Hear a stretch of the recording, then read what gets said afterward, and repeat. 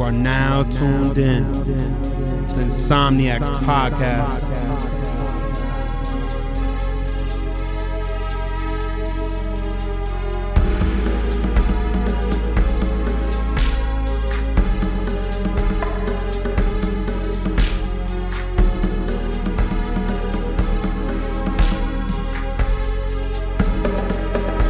You are now tuned in to the Insomniacs podcast.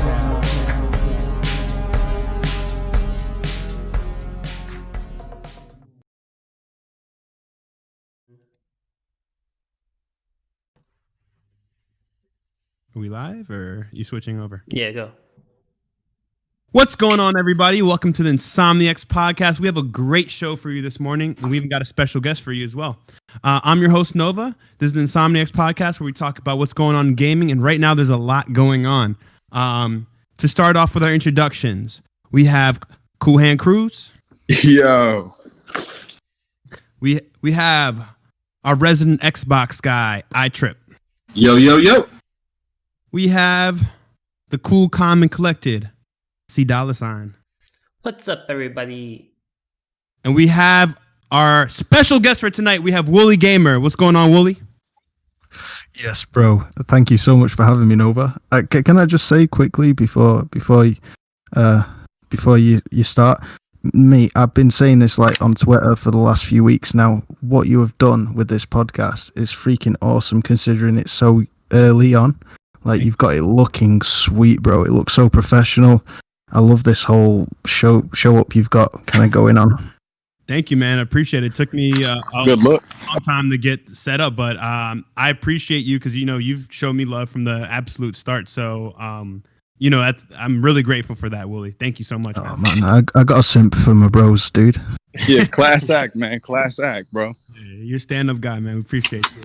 Appreciate you. But let's so usually we have Cool Hand go through what we'll drop this week, but this week we're not going to do that. We're going to just get right into it. So the PlayStation 5 reveal, something we've been waiting on. Well, not the reveal. I'm sorry. The price announcement. Sony showed some games today. They held an event, 40-minute event. They showed off some new titles as well. So yeah, let's get into it. First off and foremost, we saw very early into the presentation, we saw Final Fantasy 16. Me personally, I'm super hyped for this game. It's not Project Athia, so this is a different game, and it looks like it's also a console exclusive. From what I'm reading, it's a timed exclusive, but still having a huge franchise like Final Fantasy 16 being a console exclusive, whether that's 6 months to a year, we don't know yet, but I mean, it's something definitely that I'm looking forward to. What about you, Willie? What do you think about the Final Fantasy 16 reveal? Does that franchise mean something to you? It does now. Okay. No, it's me. I could not believe, like, it's gone dark, bro. There's blood. There's like gore in it, and it really gave me vibes of another game, and I'm trying to remember what it was now, and it's just completely gone from me. Oh yeah, Castlevania. Gave me proper Castlevania vibes, I don't know why, but it just did. And it gave me some Game of Thrones vibes for some reason. But just because they went like that old, like, I'm trying to think of the word, the Gothic style. Yeah, the combat looks like an overhaul of Final Fantasy VII Remake's combat. It looks like they've kind of gone for a stylized approach, like implementing parts of Final Fantasy 15 in there as well. I'm stoked. I'm really excited about that game. Can't believe it's a PS5 exclusive, bro. Like, is that timed? It didn't say time, did it? So it didn't.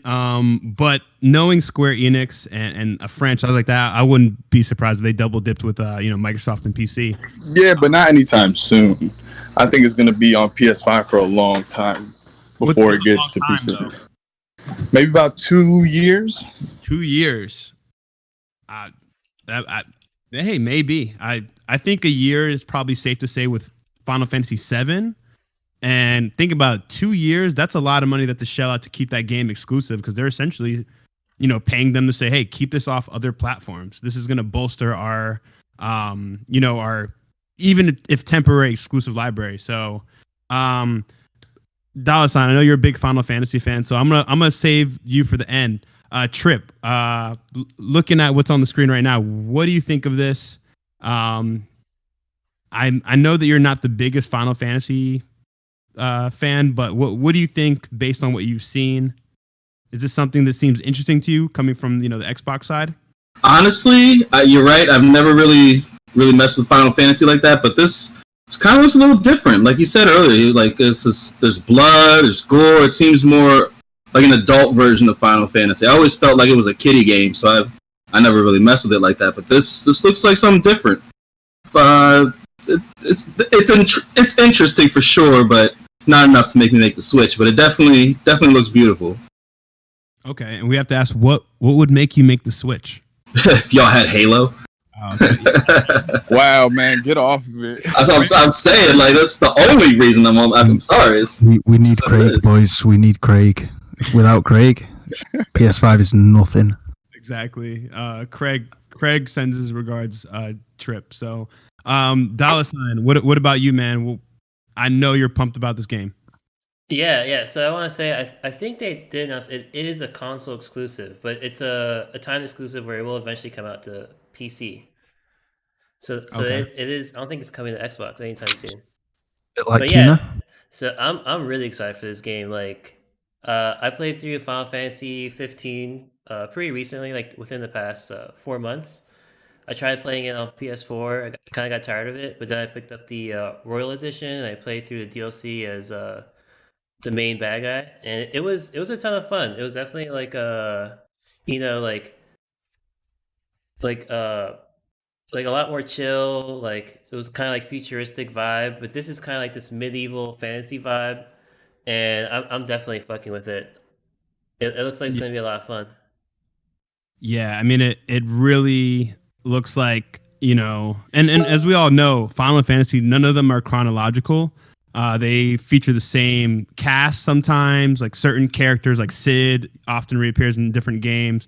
We have Moogles, Chocobos that, are again also in every single franchise. So seeing this flavor of it in a next gen setting, it looks crazy. I mean, we're looking at right now like them on like a big battleground. Of course we see the summons, we see Shiva. I can't tell who the other summon is, but yeah, man, I like Wooly was saying, this looks like a evolution of Final Fantasy 7 mixed with the good bits of 15, which I didn't think 15 had the best combat, but it sure as hell looked really good. So Throw yeah, in some medieval and flipping heck. Looks amazing. yeah.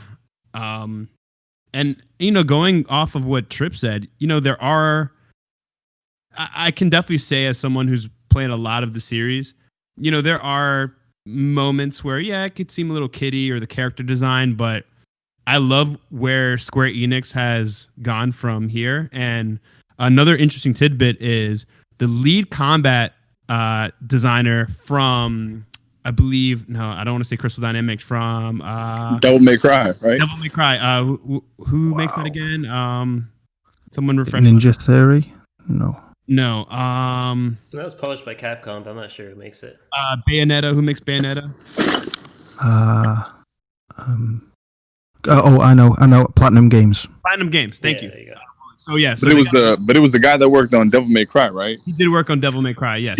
Did he also work on Dragon's Dogma? Because that game has some of the best combat ever. Like Dragon's Dogma is legit one of the best RPGs ever made. No, I have never played it, man. I've been trying to get around to it. It's one of those things on my backlog. On your PS4 for $11.99, Dragon's Dogma Dark Arisen. It's the best $11.99 you can ever spend. Believe me, it's freaking amazing. I will definitely give it a look. Oh yeah, nah, for real. Even about it like that. I love games with amazing combat. If you can put Lord of the Rings with you know that Kingdoms of Amalur Re-Reckoning that's just come out. Yeah. This shit's all over it. I mean, I've played both, completed both, and I love both. But that remaster was pretty pitiful. Whereas Dragon's Dogma is a remaster on PS5, which is the equivalent of ultra settings on PC at really high resolution, and it's beautiful. It's beautiful to look at. It's smooth as anything to play. It's got Lord of the Rings vibes with Tolkien-esque kind of Definitely Tolkien-esque inspiration from it, but also with a really amazing lore to it, and with heavy Dark Souls inspiration. There's a end game to it which is so addictive, dungeon crawling, kind of a very what do you call it, where you die, repeat, get stronger. What do you call that game mode? I'm trying to remember the game mode. So it's so it's basically just like a super hybrid. Like you take the best things of all these games and just put it in one. Yeah, honestly, bro, and it's got the best archery of any game. You get any game that features archery in it, and Dragon's Dogma wipes the floor with all of it. The magic really, because Horizon Zero Dawn had some pretty good archery. Yeah, just wait till you play Dragon's Dogma, bro. You'll be like, oh shit. You know what? I'm definitely going to download it this weekend, because I said I was going to also download Bloodborne. Yeah, you need to see if I can get these guys online tonight. Mate, so if he's working on Final Fantasy 16, then we are very, very, very lucky. I mean, that game is amazing. They do the best Western RPGs better than the West do. It's brilliant. I just want to say shout out to Salty in the chat. I see you, Salty. We need to get you on sometime. Salty did get me on his show. He's saying, "What's up, Wooly?" I'm not worthy to be here when Salty's in the chat. You need to get Salty on. Replace me, dude. Master Oltony. We'll talk about the God of War reveal kind of like later on. All right, Salty. So let's move on. So we have Spider-Man. Oh, go ahead. Oh, my bad. I just wanted to say one more thing. It's kind of nuts that this game's coming out next year, because it took like 10 years for Final Fantasy 15. Yeah, exactly. That we all know that went through development hell. So the fact that we know that they've been working on this for a while, but the fact that they have actually something to show, they have gameplay. I mean, that's pretty big. I'm not sure if this is using Luminous Engine or if this is using Unreal, but regardless, I mean, it looks amazing. But hold on, before we move on, can I just say one thing? Go ahead. Yeah, man, I want to say, man, for Sony to open up with that, the fact that they opened up with it the way they did, what they showed. Cool Hand, we lost you. Oh shit! Hello. Yeah, we can hear you now. All right. So I'm saying when they had that scene with the little boy. We lost Cool Hand again. Been lost. I see. Go ahead. Phil Spencer's trying to kidnap you, bro. Phil Spencer's trying to kidnap you. Am I here? Am I here? Yeah, you're here now. All right, cool. No, so when they had that scene with the little boy in the room, watching what I want to say is his father getting killed, and you see the blood splatter on the face, as smooth as it did, almost movie-like. Man, that was what an opening bell 1-2 punch, to start the fight. Yeah, that's how you get down and dirty. Those are championship round, punches right there. This is how you get gamers hype. But let's move on to some Spider-Man gameplay. As we all saw, they showed a little bit more of Spider-Man Miles Morales. Gameplay looked phenomenal. It looks like a lot of the moves are redesigned for Miles Morales as a character. Cool Hand, I'll let you start off because I know you're the biggest comic book fan in the chat right now. So, huge. Let's get your opinion on Miles Morales compared to what we've seen. Okay, so at least from what I know in the comics, and I hope they translate in the game, it's not just web slinging when it comes to like abilities. Peter Parker all he has is the web swinging and the spider sense. Miles Morales has that, but then so much more. He can be stealthy. He can be he can kind of turn invisible like, and he has almost kind of like these electro pulse like powers, you know what I mean? And he doesn't need web shooters. He actually has like a natural. Cool Hand? Yeah. We heard you said he has natural web shooters. Oh yeah, sorry. So yeah, he had natural web shooters, nothing like the cartridge like stuff that you see in, with Peter Parker. So how that's going to translate in the game, I'm really excited to see. The gameplay was beautiful. I like how they kind of did, they kind of gave a homage to Spider-Man 2, in the scene where, he had where the train was going fast and he tried to, Peter Parker's in front of the train trying to stop it. and they kind of did that with the bridge to stop it from collapsing. So I noticed that. yeah, man, I think it's just going to be an all around great game. It's going to be good. I hope they play on the minority aspect of it, because that was a big thing in the comics as well, and I would like to see that play out in the game. Yeah, I mean that'd be cool, especially with everything that's been going on now. That'd be an interesting take, especially coming from like you said, the comic book where they take that. Wooly, we'll bring it back to you. What's your take on the gameplay? We've definitely seen. This isn't the first time we've seen Miles Morales, but this is the first time we're seeing actual gameplay of it. Is this something you're looking forward to? You know what, bro? I was just replaying.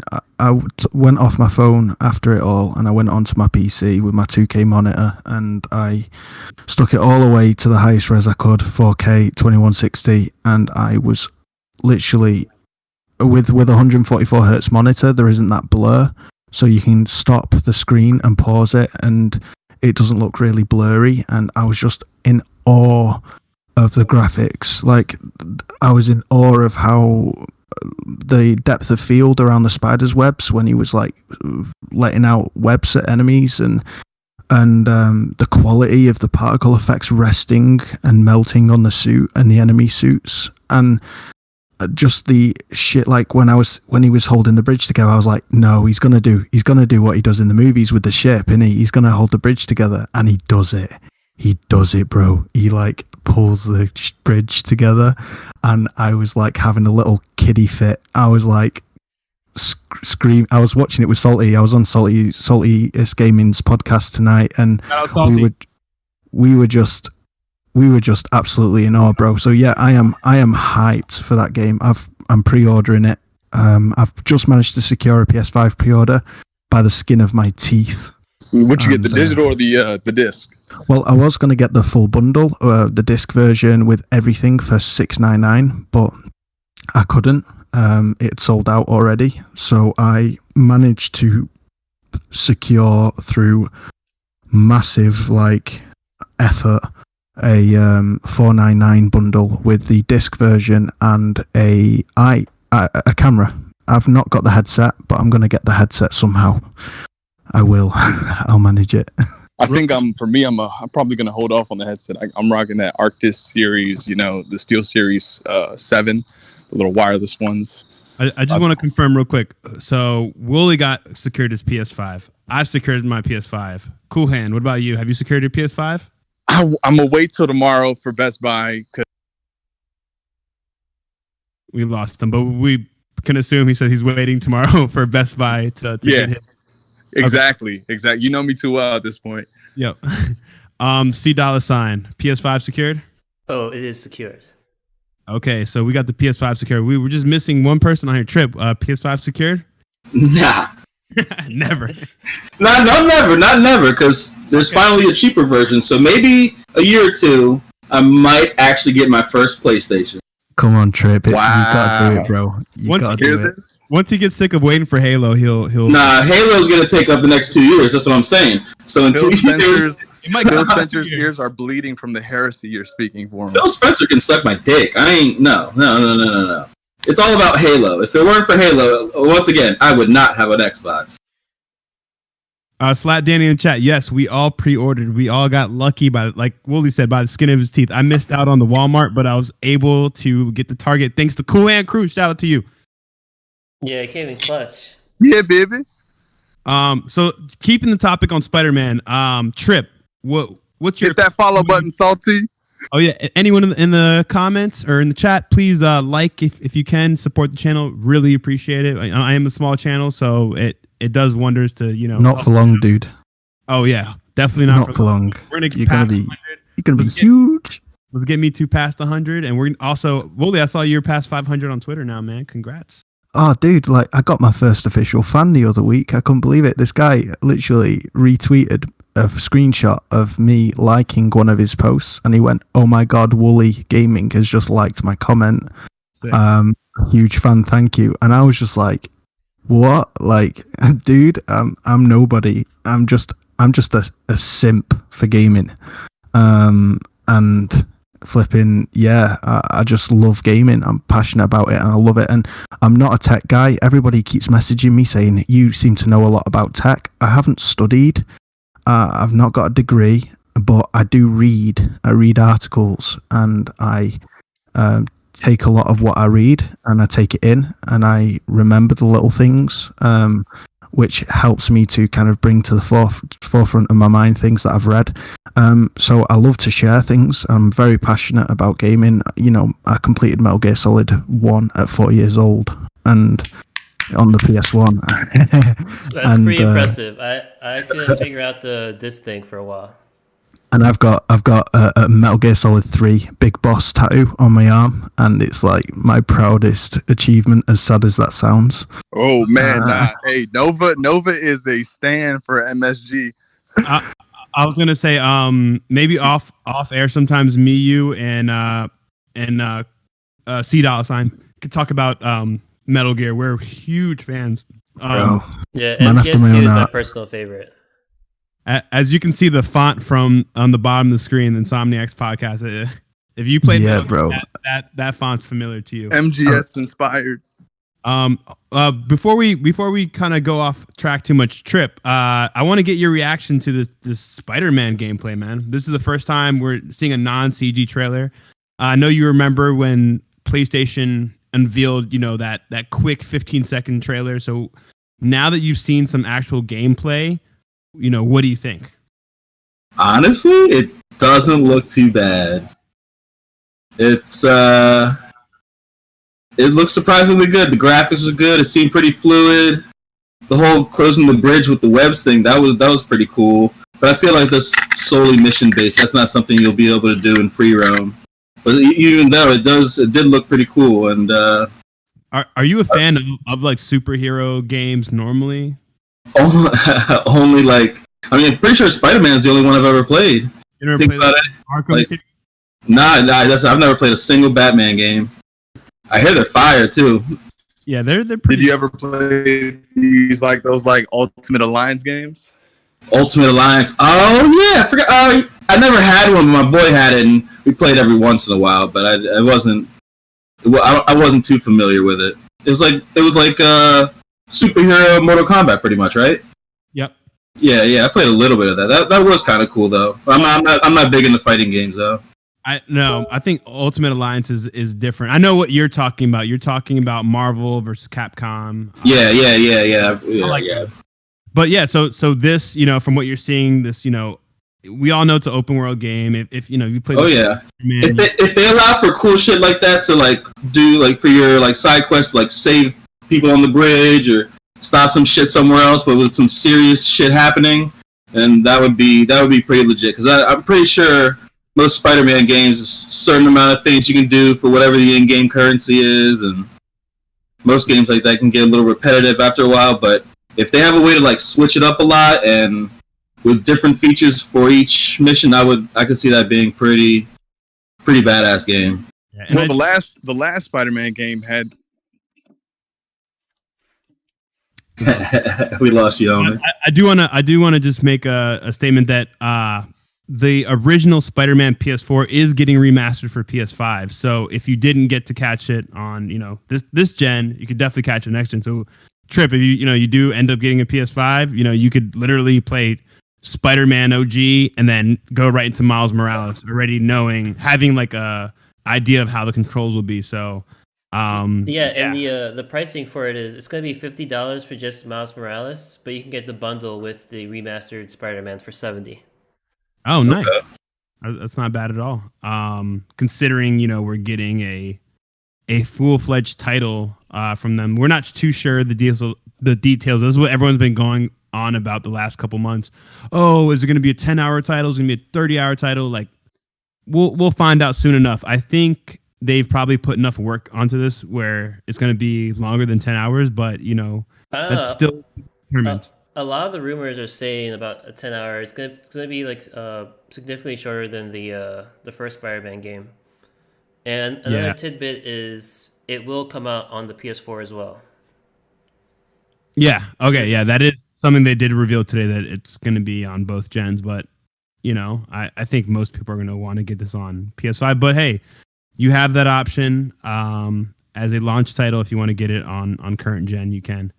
I think we got everyone right for Spider-Man. Just wanted to confirm. Think so? Yeah, bro. Think so. All right. Well, moving on. Let's talk about this Hogwarts Legacy. It looked interesting. Me, to be honest, I'm not the biggest Harry Potter fan. When I was a kid, I read, I'm gonna say like maybe 3 or 4 books. The first 3, especially. Sounding like a true Slytherin, bro. Sounding like a true Slytherin. Yeah, Team Slytherin all day. Hufflepuff for life. But it looks interesting. I mean, it's something out of WB, something new. Avalanche Studios. So like, let's start up with C Dollar Sign. What do you think about this this Harry Potter game? I mean, does it look interesting to you? Yeah, I thought it looked really good. I was pretty impressed. Like I saw Harry Potter, my first impression was it's gonna be cheesy as hell. But the more they showed the game, the more like badass it seemed. It seems like you create your own character. You go in, you get the hat on, you figure out what class you're in, which is pretty exciting. You can be a good wizard, you can be a evil wizard. It seems really interesting because the game's going to be open world, and also you can go through probably the main campaign will be being a student in Hogwarts. But yeah, I'm pretty pumped for this. I was surprised. I was happily shocked at how good this looked. It is a third-party game, so this will be coming to other platforms as well. But still, like C Dollar Sign was saying, an open world Harry Potter game. I think they've been trying to do this for the past, I don't know how many generations, but this seems like this might be the first time they get it right. And, you add Harry Potter, you have magic with RPG elements to it, probably. This could be a good recipe for something great. Yeah, I'll say, I didn't see this coming at all. Yeah, this is a completely left field. What the fuck? Is this gonna be multiplayer? Like co-op? I'm not sure, but if if they had Quidditch on some multiplayer, that might be pretty straight. I could almost imagine they would be losing out if they didn't make Quidditch multiplayer. I mean that. And then you can run this PvE style with your peoples. That'd be pretty straight. Wooly, what's your opinion on this Harry Potter game? Is something you're interested in, or? Well, yeah. I mean, I used to be a huge Harry Potter fan when I was younger, but I kind of grew out of it. But I'll never forget the amount of hours I spent flying around Hogwarts in Harry Potter 2 and 3 on the PS2.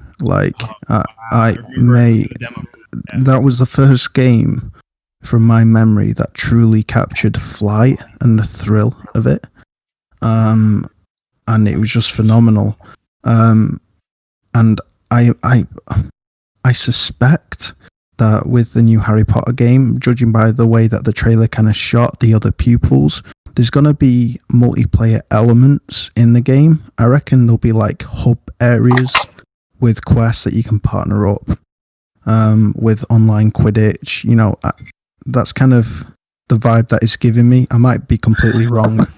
But I've definitely got my eyes on it, guys. I'm not gonna lie. It has surprised me. Some of the leaks that came out about it showed more action than the trailer showed today, and the action genuinely looks impressive. Okay, well, definitely sounds like you're interested in this title, and I mean, I think everyone was kind of taken back by this game personally. So it's good to see, a new take on a familiar story. Trip, I know you had some things to say about this with Quidditch. What are your takes from just looking at this gameplay right now? How do you feel? Is this something you'd pick up? I mean, it is multi-plat, so. I mean, I was pretty crazy about Harry Potter until what was the 5th book dropped, and then someone ruined it for me. So I said fuck it, and haven't touched that shit since. But I remember loving the first 3 movies and loving the fucking 4th book. But I don't know if it truly is open world and it gives you the choice to be good or bad. I can definitely see me copping this. If Okay. it lets you go from one side to the other, if it's co-op or there is multiplayer Quidditch, it's another guaranteed. I'm gonna get it. I love the first 4 books. Shout out to Rick B in the chat.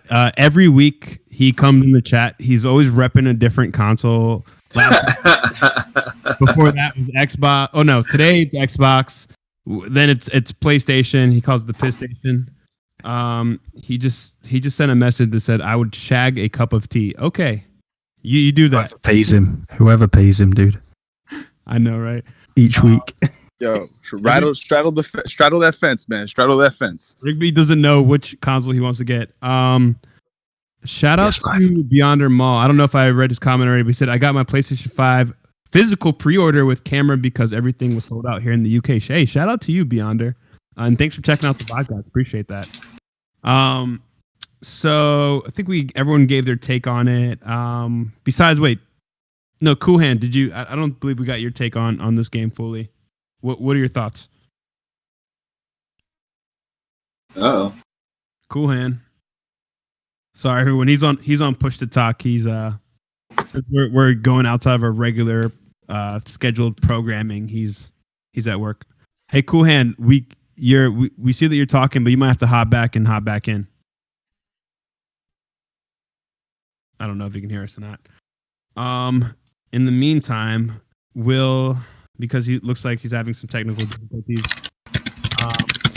hop on to the next title.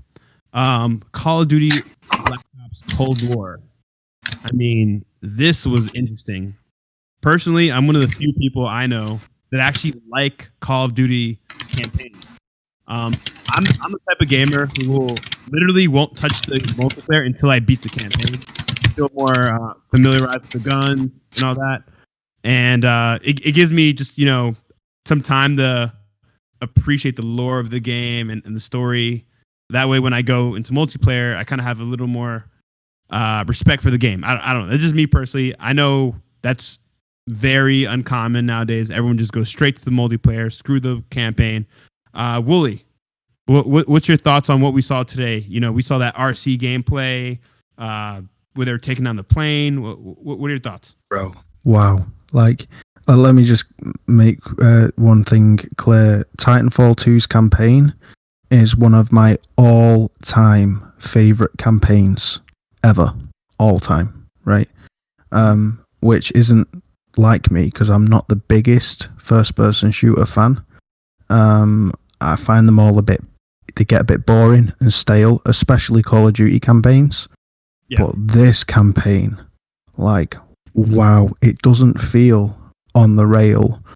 Kind of there's no tactics to it. It feels like there's so much more to it. Like it's a different kind of game. I wasn't massively sold on the multiplayer that I saw. Yeah. I was watching Jack Frags play it, and it looks all right, but it just looks a bit. I could get bored quite quickly, but that campaign, bro, blew my mind. I was like, what am I seeing? This isn't Call of Duty. Yeah. Amazing. I'm seeing a lot of espionage, homage to spy films, a bit of James Bond-esque spy films, and also there's rumors. In fact, there's been confirmation from the devs themselves that they're completely changing up the campaign missions, where there is some open-ended Hitman-esque missions where you can choose how you go about your mission, which is pretty cool. I really, really, really like that. I did not know that. Yeah, just search up the latest kind of talk from the devs about Call of Duty Cold War missions, and if you just type that into Google, you're bound to see the articles on it. But they actually specifically mentioned Hitman as an inspiration behind the way that they've designed some missions, that you're able to kind of choose how to go about it with different multiple consequences and multiple outcomes of your actions, which is that's not Call of Duty, and I love that. I absolutely love what they're doing with it. Yeah, that's nice that they're finally switching up the formula, especially when it comes to campaign, because we're used to these one and done, Michael Bay, super, actiony, campaigns, and then boom, they're done. They're like 3-4 hours, and that's it. So this is cool to see something different. Trip, I know that you are big first person shooter fan. Hit or miss when it comes to Call of Duty, but what are your thoughts based on the gameplay you saw? And before you start, I just want to let you know, if you didn't know already, the alpha is coming tomorrow to everyone on PSN. So make sure to check that out tomorrow. If you're on Xbox, you have to wait till release. I'm sorry, but go ahead, Trip. What are your thoughts on the campaign? Sorry, I had to throw some salt in there. Shout out to it's okay. It's okay. You got to throw the salt. I mean, you guys need to practice, so you guys go ahead and have it for a month. Get accustomed to it. So when it's crossplay, we come Friday, show you how it's done. But honestly, yeah, I've never. I can't say never, but I'm not a big fan of the campaign on Call of Duty. Last one I remember playing was maybe Black Ops 2. I didn't even download. I love how they gave you the option to download the campaign or not, and I sure as shit didn't. But I mean, it looks pretty cool. Don't get me. They've always looked badass. They always let you do some cool ass shit. But it doesn't. It's not there for me. So, Hello, boys. I'm back. okay, Welcome back. welcome back, Cool Hand. Well, you came in at the right time. We want to get your take on this Call of Duty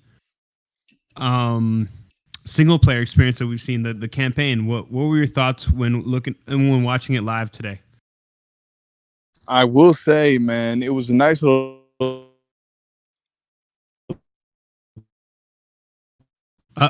Phil Spencer's at it again. Botting hard. Yeah, homie. So, Just I'm when just I gonna- robot. I was gonna quickly clarify. You can preload the alpha tomorrow, but it actually goes live on Friday. Okay. I think. Oh God.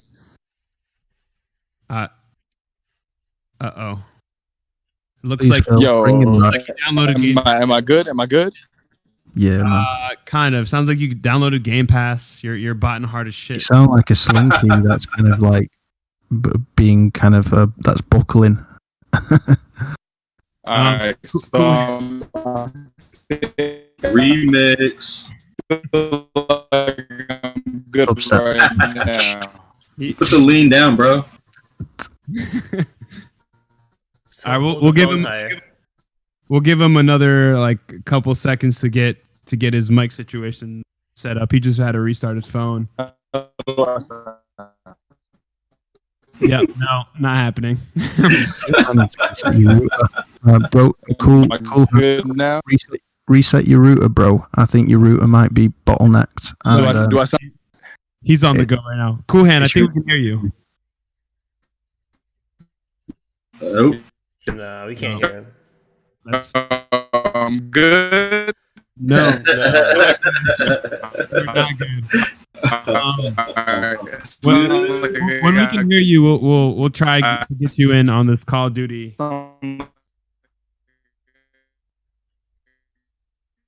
No, it's not happening. I'm sorry, Cool Hand. I'm gonna just mute you for just a second, man. and reset your router, bro. Honestly, I think it might be your internet connection. He's at work right now, so he's on the move right now. So we got him on push to talk, but it's just not working. Here, I'll unmute him. Maybe he's not talking. All right, well, I can give my 2 cents. So I think the game looks pretty good. Like it has some like alternate. This is not the history move. maps. This is not ideal. Yeah. Okay, hold on. We can hear Yeah, you. Here this now. is an L for me tonight, bro. Hard L. Hard L. Hold on, we can hear you. We can hear you. if you sit still right there. Yeah, speak your piece on Call of Duty real quick before we lose you. Man, I think it's a nice little throwback to when they cared about the campaign, and I really love the fact that they have a solid campaign to kind of play through, and because it gets to a point where the online gets the campaign kind of the campaign used to be a portion of the game where it's the one that draws you in. Like, I'll never forget that Modern Warfare 2 campaign when you're in the airport, and then it gives you that, warning. This No could be Russian. very.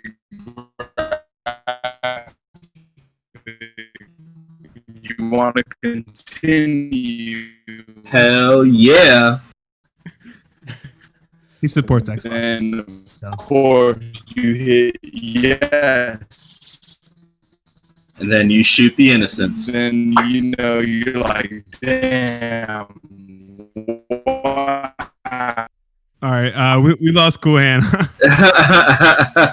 Sorry, Cool Hand. I'm sorry. I really wanted your take, but from what I got from what he was saying is he definitely sees like how they're putting some more importance on the campaign and emphasizing a little bit. Was it modern? No, was it Advanced Warfare that completely forgot the campaign?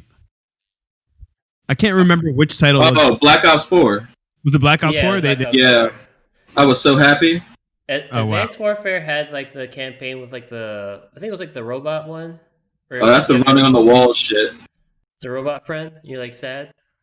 Spoiler alert, because he dies. You just spoiled the ending, but it's all good. I'll never play that game anyways. Yeah, I didn't think he would.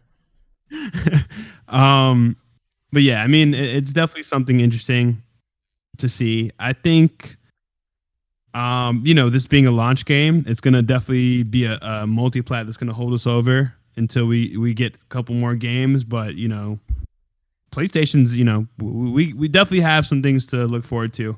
According to PlayStation Japan, Demon Souls is a launch title. Oh yes, I did see that, and I'm glad you brought that up. So we'll transition into C-Doll, you can go to the Just Chat. So Demon Souls. We saw some gameplay today. I'm getting mixed reactions. I'm not me personally, but I'm seeing mixed reactions. Personally, I'm a Souls guy. I love it. I don't care if it's an old game based on clunkier mechanics. It was the first Souls game of the series. So whether it's, not as slick as Bloodborne, let's say, I'm still really looking forward to it. If you saw those visceral kills, I love how they have that little animation where he'll kind of stick the sword in the enemy and kind of like lift them up and slam them down on the ground. That was something very cool to see, and I haven't seen that in a Souls game thus far. So, yeah, I mean it's a remake. We know it's by Blue Point, who at this point are they're the gods of remasters. I mean, name one company that can do a better remaster than Blue Point. Go ahead. I'm surprised Sony hasn't bought them yet. Me too. Because they made The Guardian and now this game. They both look amazing. Yeah, Last Guardian. No, it was Shadow of the Colossus. Oh yeah, that's right. Shadow of Colossus remake. Get it right, God. I know. So yeah, this Demon Souls, this game. C-Dawson, what's your thought? I know you didn't seem particularly too hype. I mean, I was just slightly disappointed because I'm still waiting on Bloodborne 2. But I know Japan Studios is working on that game, and they're working on this game first. So I mean, I'm still gonna play it. I'm probably gonna enjoy all the intense boss battles. I might cheat a little bit and figure out what their weaknesses are because they're pretty hard to beat by yourself. So yeah, I'm really excited.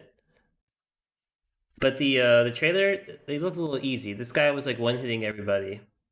I wanted to see more struggle. He just like died to the boss. Yeah, trying to see him die to like some regular soldiers. Come on, man. This is a trailer. They're not going to show. It's on easy mode. I mean, we did see him get killed by a boss. Easy mode. There's no easy mode from software. I'm talking about when they software. Yeah, exactly. No, but I'm saying like usually when the developer shows games and they're showing gameplay, they're not.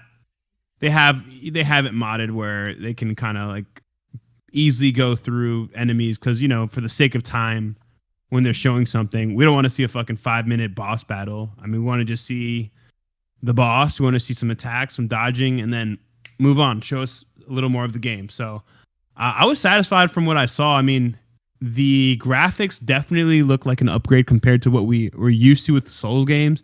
Gameplay for Souls games are usually awesome, but the graphics are like, they leave a little to be desired. Wooly, what were your thoughts on Demon Souls remake?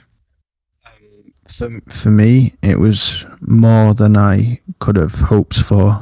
I've never been a Souls fan in the sense that I've just found them too mentally exhausting. The constant tension, the fear of losing all your souls. However, that being said, Demon Souls, I could not get enough of. I've sunk 150 hours into that game on PS3. I ordered it directly from Japan, and I had the Japanese version. And it was like an experience I'd never played before. And I couldn't believe it. It was just so mysterious, and it was just an incredible experience for me. So seeing the camera angle being different was a big shock. It was like, no more are we having this, like From Software, the camera angles have never been their strongest point. They've kind of, you almost feel like you're controlling a ragdoll, and the swings are heavy and a bit clumsy, and the movement mechanics don't quite feel super intuitive. But here they've not just remastered it or remade it, they've redesigned it. They've made the camera almost as big a jump as God of War 2018 was to the previous God of Wars. They've completely changed it and overhauled the camera. And also, the swords swing much faster.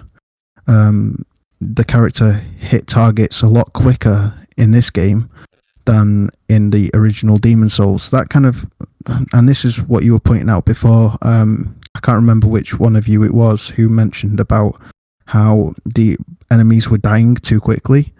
Who was that out of you guys? That was me, C Dollar. Oh yeah, hey C Dollar. Yeah, going off what you said, C Dollar, I think, and it's just a hunch, I could be completely wrong, but I don't think there's going to be a difficulty.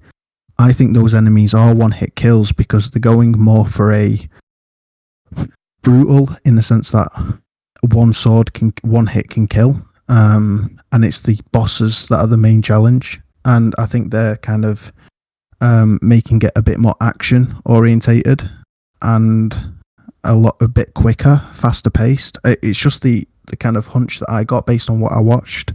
It seems a lot faster paced than the Demon Souls I remember. Does that make was pretty sense? exciting for me as a Bloodborne, Dark Souls 3 fan, because I really like the fast paced nature of Bloodborne. Like, Bloodborne is my favorite PS4 game, just because of that pace. Where, like, even if you get hit, you have like a short period of time to like hit back and get all your health back. So it's just like it forces you to play like really fast. Yeah, agreed. And this had some vibes where it did it did seem pretty fast paced, which I was a fan of. Yeah, definitely. I mean, it did look faster than the original Demon Souls, but again, this is by a different developer, having their take on a Souls game. So this will be interesting. We've seen a lot of copycats. Not to mention Neo, but Neo's its own thing. But a lot of games have tried to take the Souls formula. Code Vein is another one of them. I mean, there's that Riso one too, right? Like Mortal Shell. Mortal Shell. There's Wooly. I know you might know this one. The one on Xbox, the one where the characters have like no faces. They're all look like clay. It was Souls like. Yeah, Ashen. Ashen. Yeah. Ashen's a really good game. I do dig that game. Okay. It's got some amazing exploration. Like, the world and the exploration aspect is definitely stronger than. It's up there with Dark Souls 1 in terms of the exploration. It's really rewarding, really good. And Trip, I don't know if you've had a chance to check out the Demon Souls gameplay. Are you Yep. Soul series? Did you check out the gameplay? What do you think? I don't think I know too much about the Souls series. What's that, like Dark Souls and all that? Yeah, exactly. See, I think I played a little bit of the first one just because it was like the game of the month and they gave away 2 free games. But I don't know. It looks beautiful. Looks incredible. Yeah, I mean, we know this is a series that's known for being extremely challenging. It's pretty much you love it or you hate it, and I've been on both sides of that. I mean, I've been on the side where I bought Bloodborne, played it, got my ass kicked, and I was like, nope, never playing this game again. But luckily, didn't trade it in, and I had a Destiny clan at the time, C Side being one of the members. And, they convinced me when Dark Souls 3 was coming out. They said, come on, let's just get it. Just try it out. And I was super skeptical. I was like, all right, screw it. The commercial sold me. Bought the game. They kind of helped me out through, the first, maybe sixth of the game. And then once you get it, it's a crazy feeling trip. Once you get it, like once you understand the rhythm, and I use that word for a reason. There's almost like a rhythm to the game. Once you understand it, it just translates to every Souls game going forward. Because then you understand, oh shit, it snapped. I get it. I understand how they want me to play. Okay. I need to study the bosses. I need to even the regular enemies, right? They might have 2 or 3 movesets. And once you've gotten killed enough by those movesets, you're like, oh no, I'm never getting touched by one of these dudes again. I know it. He does swing, then the pause for a second, then hits you. Like, so once you get these things, it just like clockwork, and then it becomes fun after that point. So after I played Dark Souls 3 and had a great time with it, I went back and played Bloodborne, which is a PlayStation exclusive to people listening, made by the same developers from the Soul series, From Software. And it was a completely different experience from when I started when I first played Bloodborne. I actually enjoyed it. I understand the From Software formula. So seeing something akin to that, a remake at launch, I mean, for me, this is huge because it's like we usually get, pretty sucky games at launch, to be honest with you. I think for PS4, the best game that came out around launch or at launch was Infamous Second Son, and I enjoyed that game to hell. I love that game. So this is cool that now Sony's giving us a little more options. I'll even call it, and I'm back, guys. I'll even call it, I'll call it Sony's death line. You know what I mean? Like, they have a really good lineup so far. And like going back to Dark Souls, I'm not too familiar with it. Like I said before, this weekend I'll be popping my cherry with Bloodborne. And what was the other game you recommended, Wooly? Sick. What other game did I recommend? The one that was $11.99. Yeah, Dragon's Dogma. Dragon Dogma. So I'll be popping my cherry on both those games. As far as Dark Souls, it looks really good. I really can't give any opinion on it because I never played it. The only thing I'll say is, I do respect C Sign's opinions, and when he's calling it diet Bloodborne, I guess it's gonna be one of those things where I'm gonna have to see it for myself. Yeah, we'll definitely wait and see how that turns out. Oh yeah, Cool Hands. When you see the wolf, don't fight him. Don't fight the wolf. Don't fight the wolf.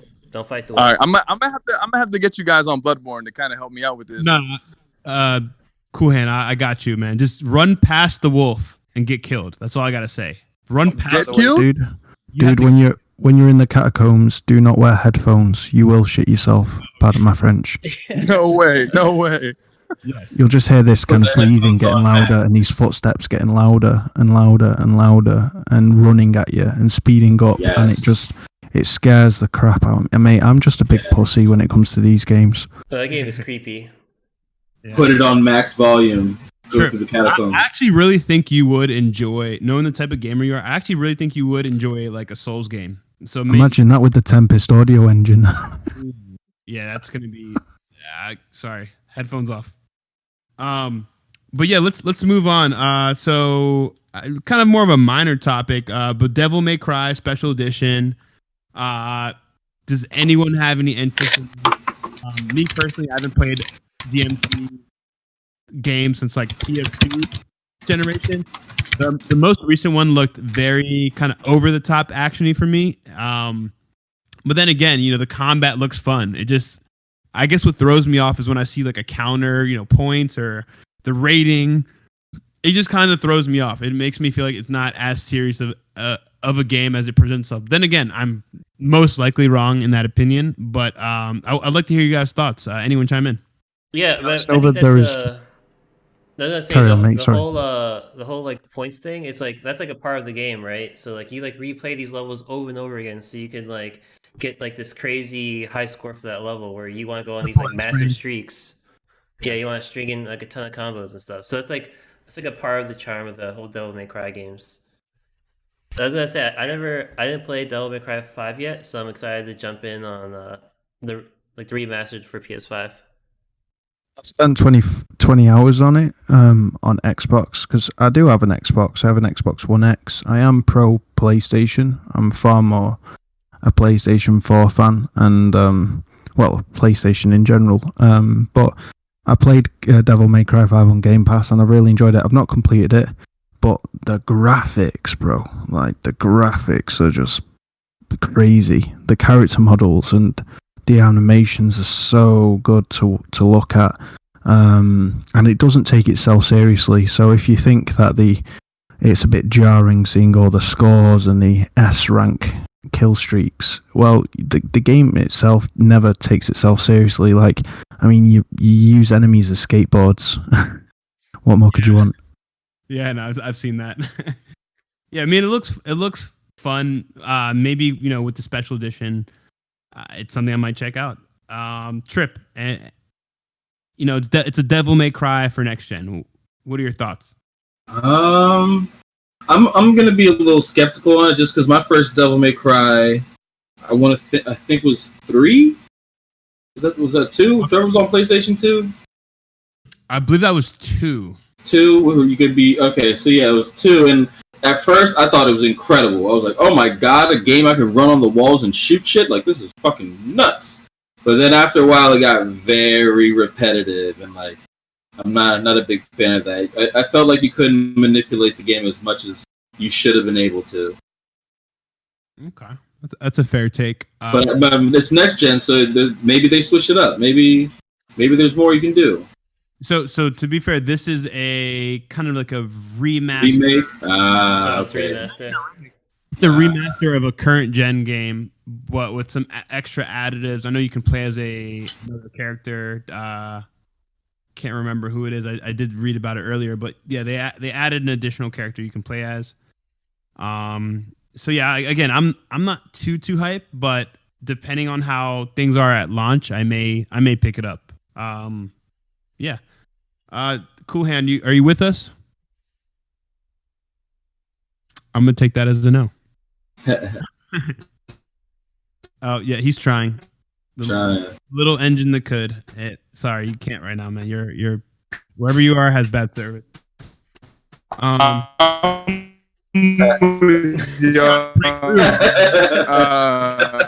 to break through the matrix. Yeah, right. He sounds like a mumble rapper on auto-tune. All right, Rick B with your Pissy Station comment. Thank you. So Flat Danny response with Virgin Box. I wish we could hear him. All right, well, we're gonna have to move on to the next topic. Resident Evil 8. I mean, that trailer was fucking creepy as hell. I'm super excited about this. I just found out from the last podcast I was on earlier on Crap's channel that this is also going to have VR support. And I don't know if anyone on this podcast right now has played Resident Evil 8 or 7, I'm sorry, on VR. It is fucking terrifying. It is the nice game in the most recent time I played on a VR headset with headphones on, where I legit screamed like a little girl and it literally threw off the headset. It wasn't my headset, so the person was kind of pissed, but it was crazy. I was going up some stairs from the basement. If you play the game, you know what I'm talking about. And you just get pulled down, and when you turn around, someone freaking tries to pull you down the stairs, freaking stabs you. You fall on the ground with a knife in you. You're just freaking out. It's crazy scary. So where they're gonna take this next game, yeah, I'm super pumped for Resident Evil 8. I feel bad not picking up number 2 and 3 remake, but they're definitely on my backlog. Dollar Sign, what are you thinking about this game from what you saw today?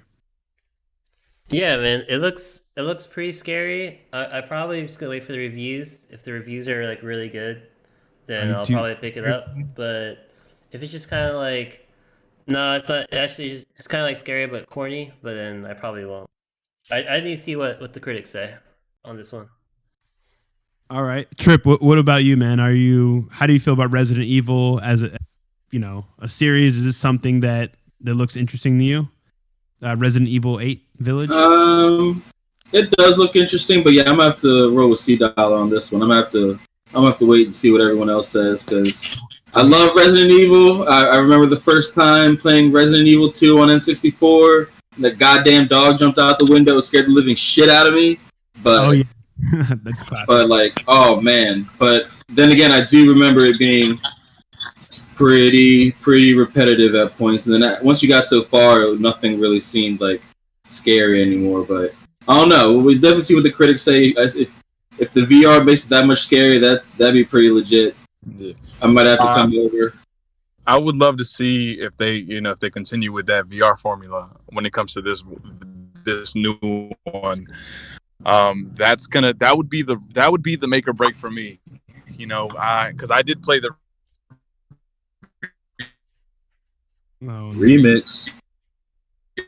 Remix. Just lost your homie. Yeah, we lost you. In the meantime, our version is what Nova, and you're right. Now the only thing I can hate this thing. Shit. All right. Go ahead. We hear you, man. All right. So yeah, I played the VR version too, and the only thing I would like to see is if they do it with the 2.0, I would love to see them. The new functionalities. Cool hand, man. We lost you again, bro. Sorry about that. Actually, add, All right, we lost him again. Wooly, what are your thoughts on this new Resident Evil? I gotta be honest, I've got Resident Evil 7 installed on my PC, but I've still not played it. I'm a bit of a pussy when it comes to horror games. Like, You're honest.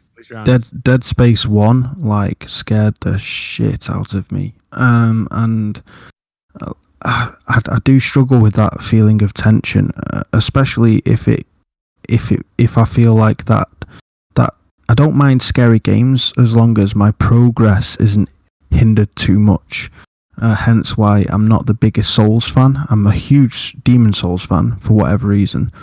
But I haven't ever got into any other Souls games since then, really, or Souls likes. Whereas Resident Evil 7, I really want to get into it because it gives me a real kind of like Pet Cemetery vibes, along with Condemned, the old Condemned games. Like that, I loved Condemned. Condemned was like my kind of game because your progress isn't hindered. It's just tense and spooky, and those dolls scared the crap out of me.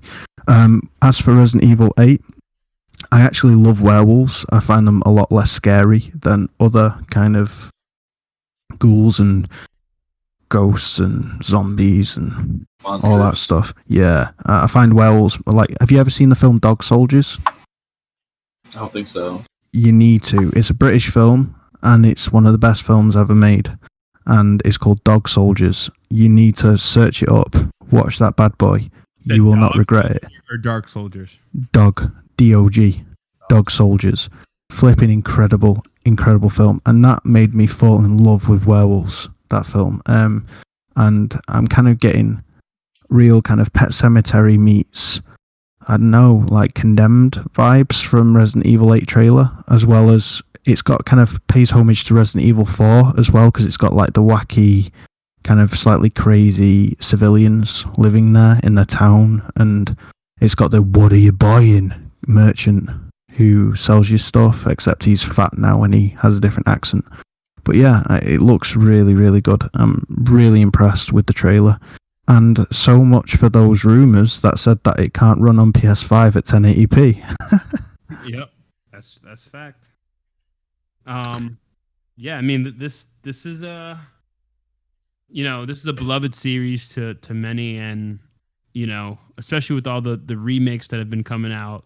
I'm happy to see that they're moving the series forward, and it's not like they haven't had blunders. I mean, we all know what Resident Evil 5 and 6 were, especially 6.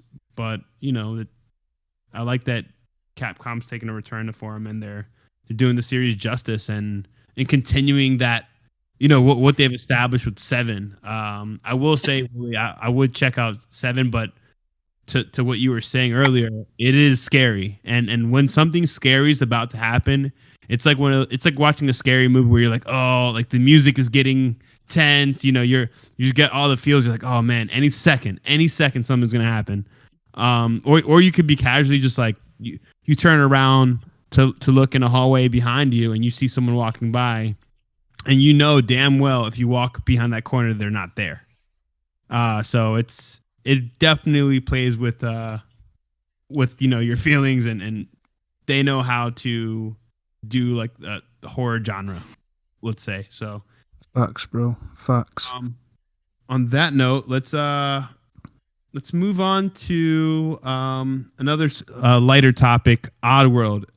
This is a really old series. Is anyone interested in this new Oddworld game? Personally, it looks cool. It does have a cult following. I'm just not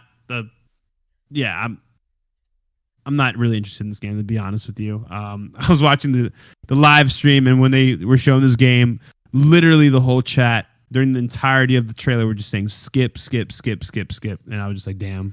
Yeah. At least they were able to show their game. That was like my reaction. Like as soon as they started showing that trailer, like my brain turned off. I was like, I don't even want to waste the energy in watching this.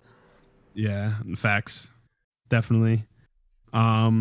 Yeah, I mean, I personally don't have much to say about it. Wooly, you have any takes on this? It takes me back to my childhood where I used to try and attempt to play that game as a kid. I could complete Metal Gear Solid 1 at 4 years old, but I could not even get through the first level of that game. It's just too hardcore.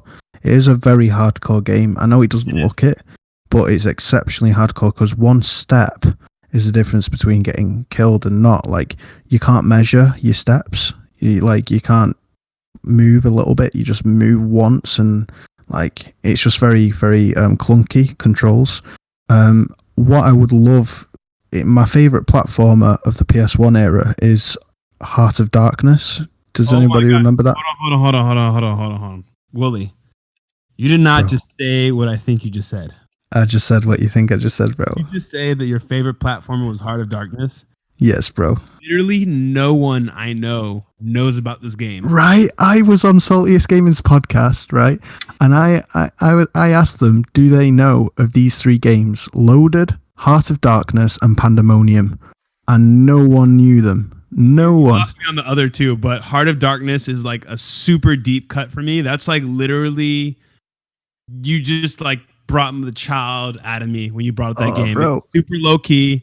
For the time, it had like the best visuals. Graphic. Yeah, the visuals were. That electric gun was insane, bro.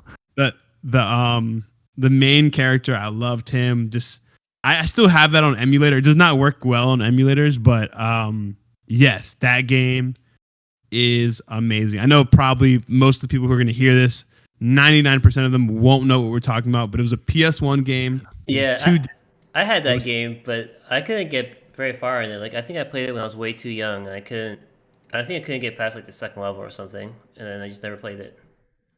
Yeah, it was a great game. You like this kid, and you have the most satisfying lightning gun. It's like a bit like the Ghostbusters weapon, and it's so satisfying to use. And the visuals are some of the best visuals on PlayStation, and the story. And you're this kid with this little helmet on, and you have to. It's so hardcore, but it's fun and immersive. And Oddworld just doesn't do it for me. But that game, if we could get a remaster or a remake of Heart of Darkness, I will cry happy tears. too. And and I'm glad you brought it up for comparison because it is pretty similar, but yeah, it definitely different. I remember the main character's name's Andy. That game, Yeah, that's it. yeah, that I game forgot, struck my heartstrings. bro. iTrip, do you have? I don't know if you've seen Oddworld. You know about the series. We all know it's an really old series. They've had titles on Xbox before, PlayStation. Is it something that interests you from what you've seen? Nah, I've never played an Oddworld game. I've seen it on the shelves. Never even thought about copping it ever. Never heard anything about it. So that's a wash for me. Yeah, no, understandable. So okay, well, in that case, Potential in the lore of the Oddworld series, there's a lot of potential. Like, I've always thought of Oddworld Stranger's Wrath. If Rockstar made a Ratchet and Clank game, that would be it. You know, Oddworld Stranger's Wrath. Like, Oddworld Stranger's Wrath is an incredible platformer. Like, I'd 100% recommend you play it if you've not. Like, I do think the lore of Oddworld is amazing, but I've just never found the mechanics and the gameplay of most of the Oddworld games, apart from Stranger's Wrath, fun or even enjoyable, to be fair. yeah, I haven't played the series since a kid, maybe the first title or second one, but yeah, it's been a while. I'm not gonna lie. Well, hey, that was a minor topic. Let's move on. Before we get to the prices, let's get to the topic that we've been all waiting to talk about. Let's talk about the God of War teaser. I mean, we didn't see any gameplay or anything like that, but we now have a confirmed 2021 release window. So we don't know any months or quarters or anything like that, but we know they've confirmed the game. It's happening. God of War 2. It's coming. I cannot think of the name. And I know it's not Fumblewinter. I know it's not Ragnarok. Ragnarok. There we go. Thank you. See, my resident comic book guy had to come in with the Thor reference. Yes, we have God of War, Ragnarok. It's coming. It's announced. It's official. We haven't seen anything, which was kind of disappointing. But hey, it's a year and a half out. Sony doesn't usually show gameplay that far out. They like, to show something when it's a little bit tighter. It's closer. I'm always gonna flex this story, so I just have before we get into some thoughts and impressions. I do have a memory. It was 2018 E3. I was in LA for the first time. First time actually leaving the airport, and I just got my rental car. I was actually waiting for C Dollar Sign to land. So me and a friend of mine, we went to Chick-fil-A, right? So boom, we're casually just got there, just chilling. I'm sitting there eating my food, and directly in front of the booth, directly in front of me, right? Not anything separating us, was freaking Corey Barlog, right? I could not fucking believe this. I didn't really know it was him. It was weird. So I end up tweeting this, and if you guys follow me on Twitter, you can find this tweet. He actually tweeted a picture of us. I tweeted him, and I was like, Corey, are you at Chick-fil-A in Los Angeles right now? And he said, yes, come say hi. So I literally stand up and walk one booth over and sit in front of him. I'm just like, holy shit. And keep in mind, this is June, and I may have just beaten God of War like a month or two before this, right? I think a week before that, I had just like gotten up to the Valkyrie Queen, and I just had so many questions. I was just like astounded. So I gave Corey my 20-minute like spiel on how much I love the game, how it's so sick, how they brought back God of War. Because he picked it up off the heels of David Jaffe, who created the series. Shout out David Jaffe. You want to get him on one day.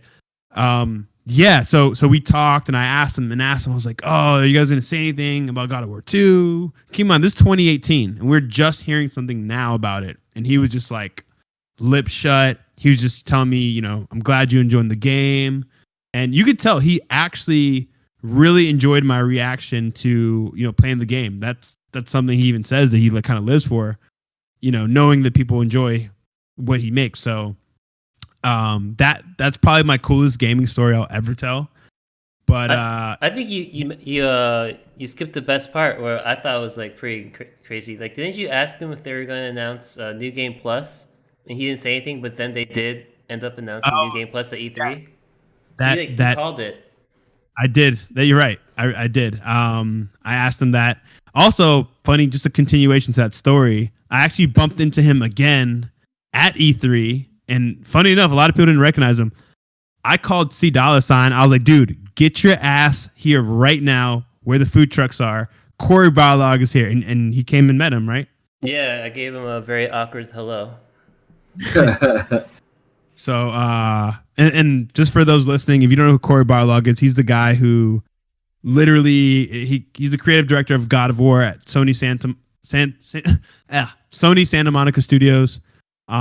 He's the lead there, so that's his baby basically. So it was cool meeting him, and now we've seen something. So after my long-winded intro to this topic, Wooly, being our first guest on the show, actually, what's your opinion? What are your thoughts about what this game could be? Just anything. What are your thoughts? First of all, bro, I'm super humbled and privileged and grateful to be on the show. So thank you very much for having me as your first guest. I feel extremely privileged, let me tell you. I know you work, Nova. I know what you've done for Crap Gamer and Mooch behind the scenes, and you're kind of a big deal to me. So not meaning to like blow smoke up your ass. I feel very humbled and appreciative. So thank you. Appreciate you. And on that note, what was your question? No, just any thoughts about the official reveal of God of War Ragnarok? Two things. One is a concern. Okay. I'm concerned that if it's releasing in 2021, hopefully towards the end of 2021, I'd say that because unless they were working on it for like a year and a half before God of War 2018 came out, which I highly doubt, this game's only taken less than 3 years to make. However, that being said, they had the perfect foundation with God of War 2018. So it's depending which way you look at it. Will it be a PS5 exclusive after the stunts that Sony have pulled tonight with Spider-Man and the biggest shocker, Horizon Forbidden West, being on PS4 as well? So much for next gen. Yeah, next gen. Sorry if you didn't know.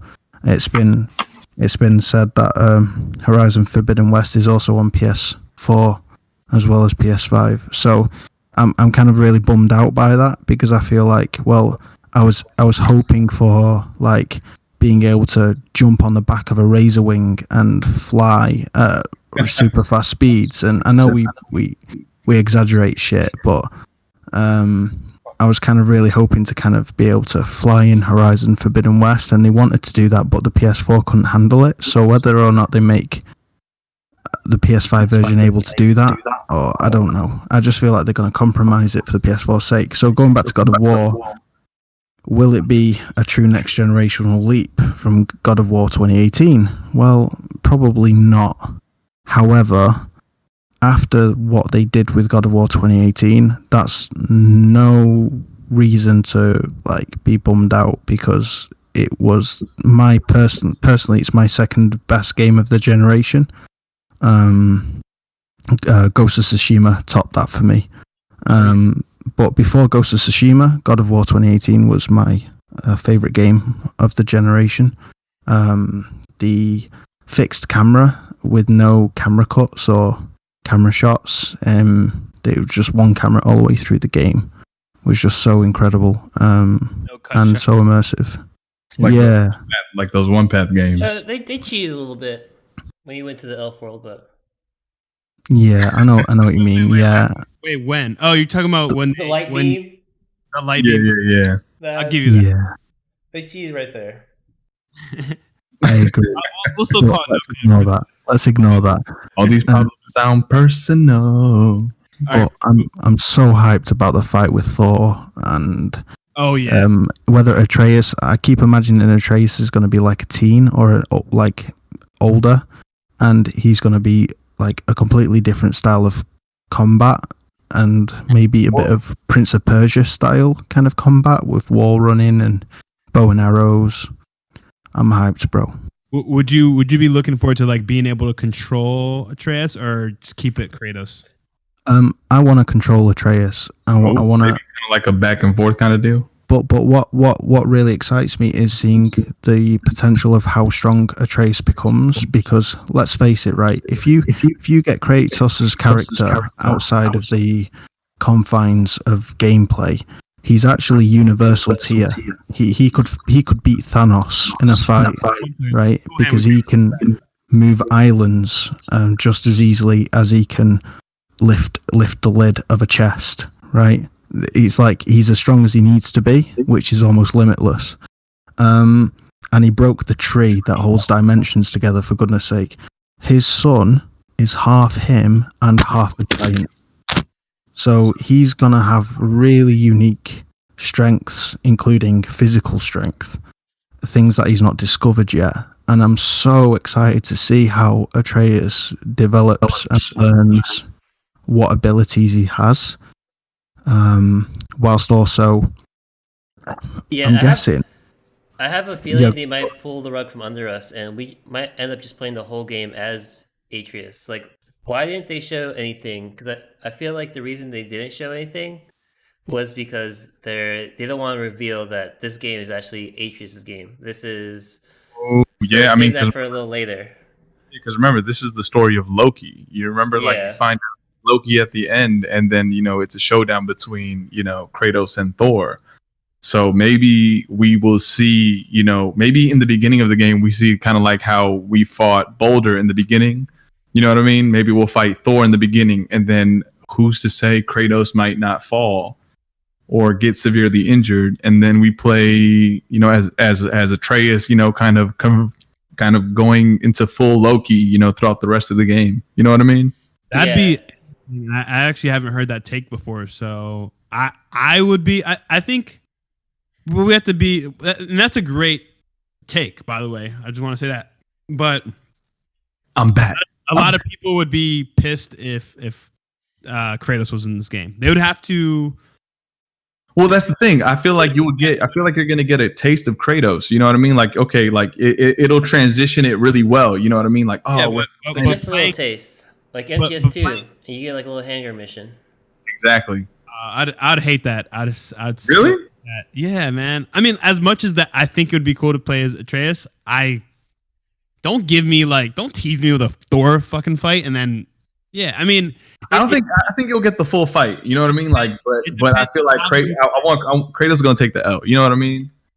I don't know. We're talking Ragnarok. You know what I mean? I want to see the full use of the snake. You know what I mean? Like, I'm really into like Norse mythology and things like that. So I'm really interested to see that story play out. You know what I mean? So, man, there's just so many things that you can do with this game, and I would love this. I mean, I wouldn't be mad. I personally wouldn't be mad at seeing, Kratos fall in the beginning or in the middle, even. You know what I mean? Yeah. And then you play Atreus throughout the rest. So it'll be like The Last of Us 2. Exactly. Hey! I haven't put that in my fucking PlayStation yet. I haven't. Metal Gear Solid 2. Metal Gear Solid 2. There you go. Tanker Mission.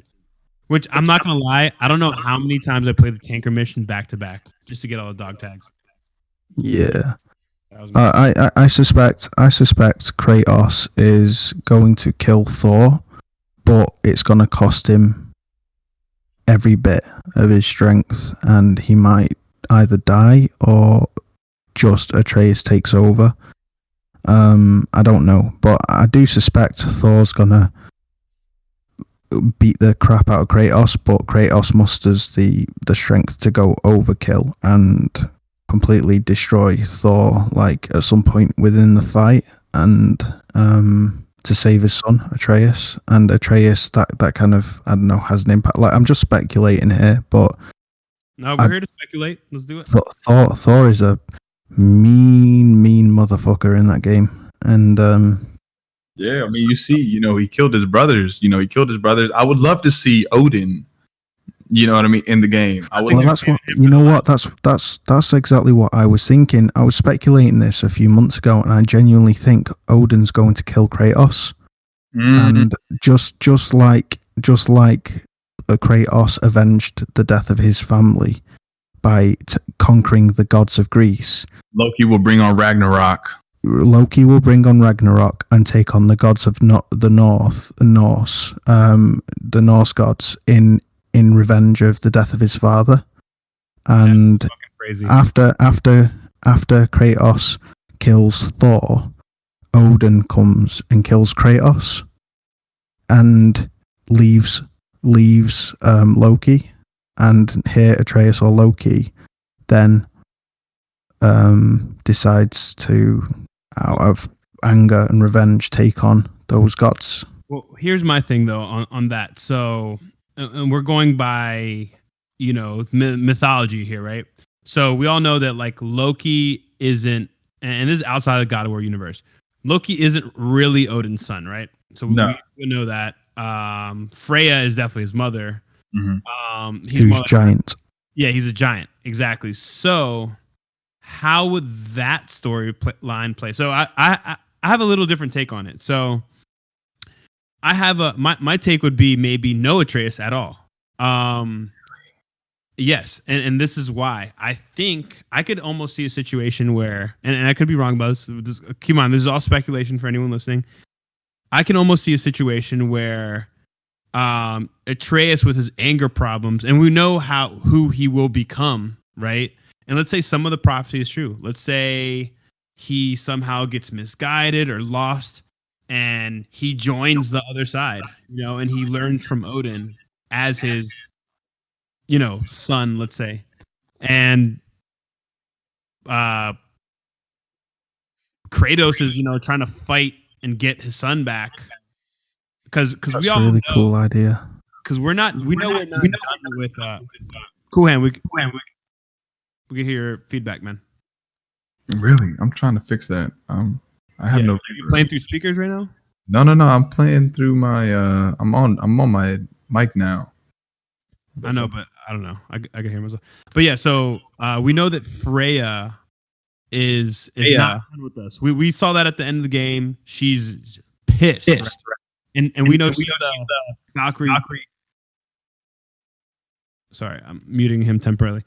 We know she's the original Valkyrie Queen. So if you beat the Valkyrie Queen, there's a little bit of monologue, basically explaining how, Freya stopped wanting to be the leader of the Valkyries because she didn't really mess with Odin anymore. And, we saw after the death of Baldur that she's pissed. We killed her only son.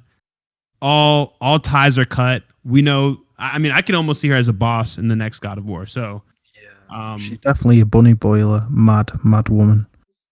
Yeah, exactly. So that's. Hey Nova, you know that scene outside the portal to the dimensions where Kratos leaves Atreus behind, to head to Valheim.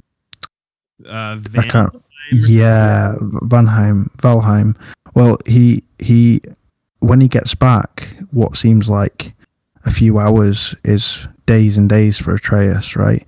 And do you remember that pool of enemies, like hundreds of enemies in masses, like all piled up? Yep, I remember that. Atreus did that, and it never shows how, but he lost it somewhere in that.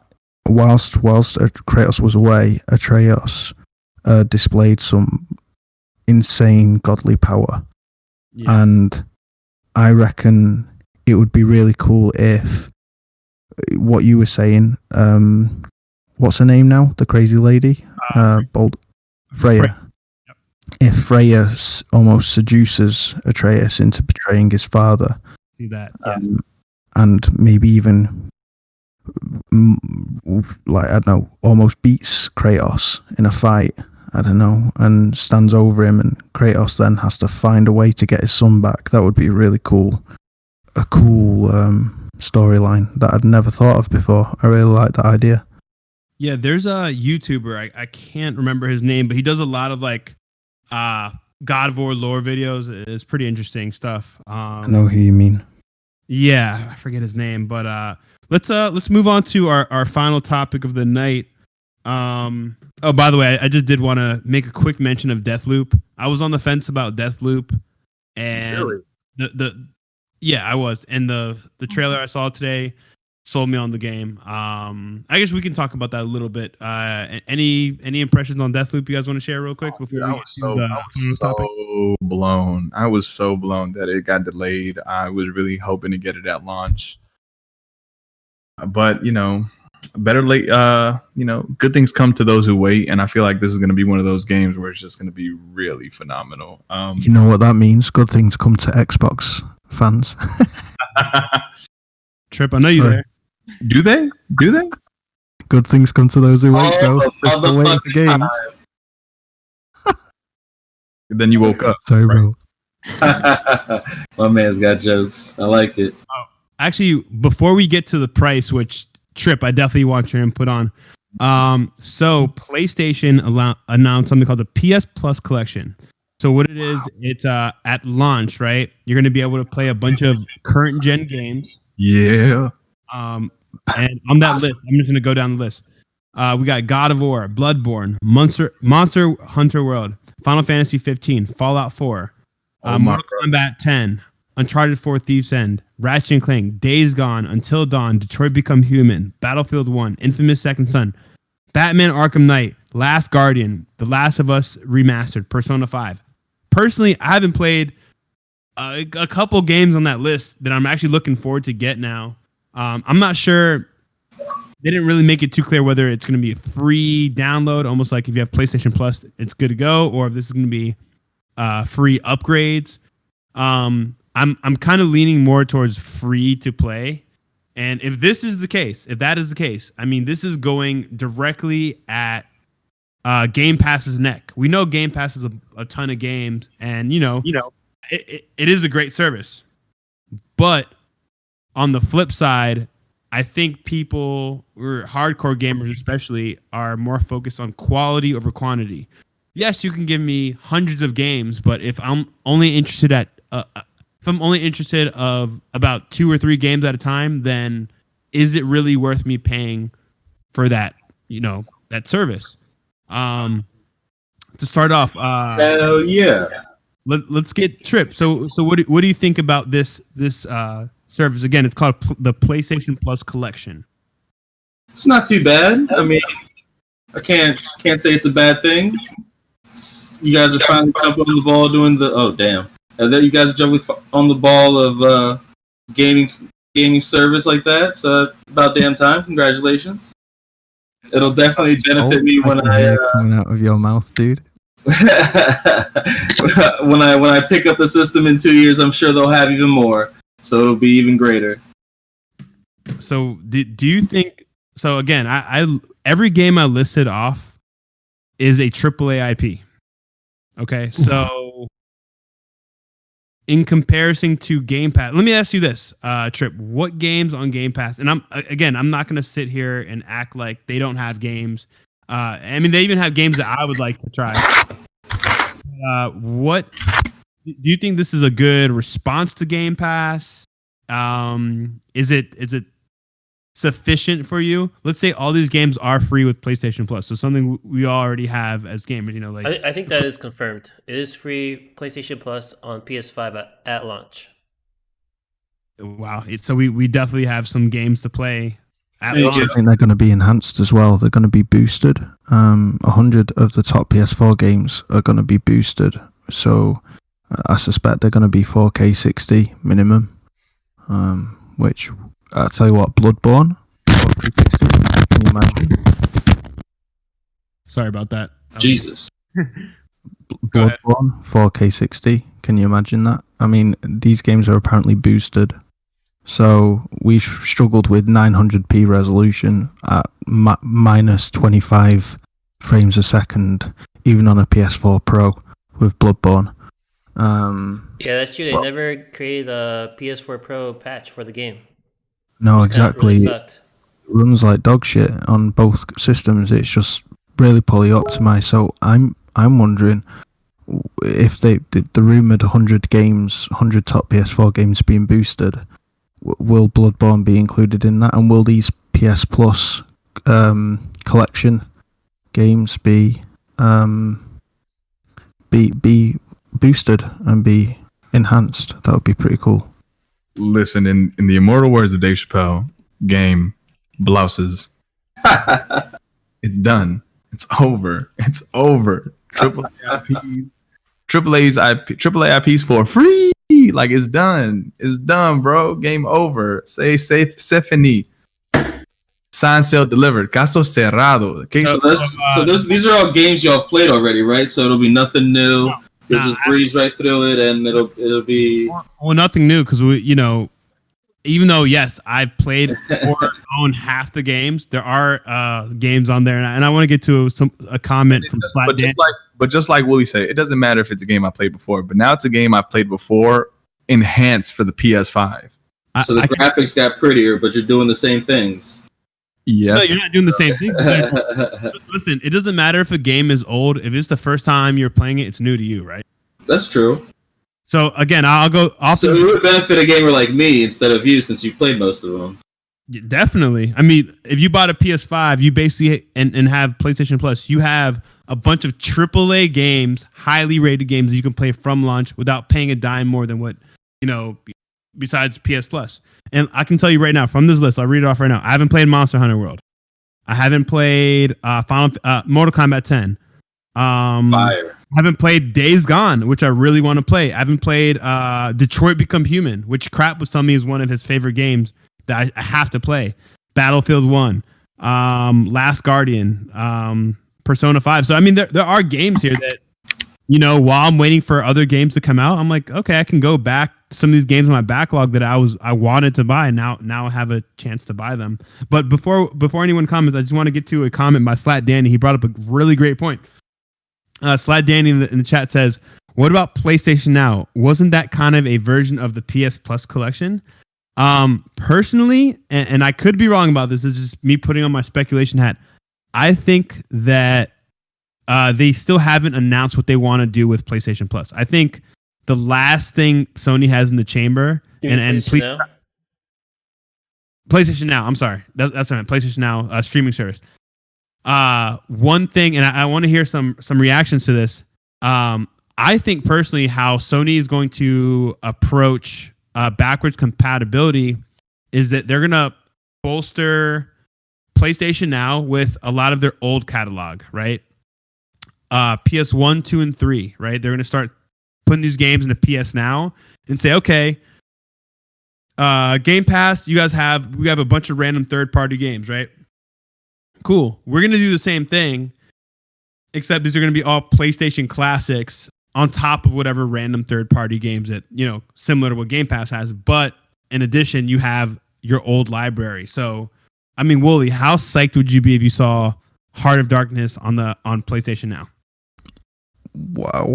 Yeah, I'd be seriously excited, bro. Like, I keep thinking this. PS Now is a far better service long term for PlayStation than Game Pass is for Xbox. The reason is that Xbox does kind of, even though I've got Xbox Game Pass, I do use it occasionally. I'm playing Outer Worlds at the moment with it, and I'm loving it. Is that game any good?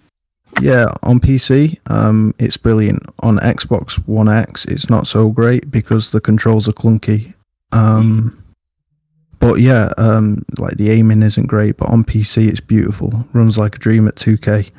Quad HD. But yeah, I mean, Game Pass, I feel, diminishes the quality and the value of first-party exclusives because day one, day and date, they release on Game Pass. So that's why ever since Game Pass came out, we've seen a lot of half-baked games of services like Sea of Thieves and Grounded.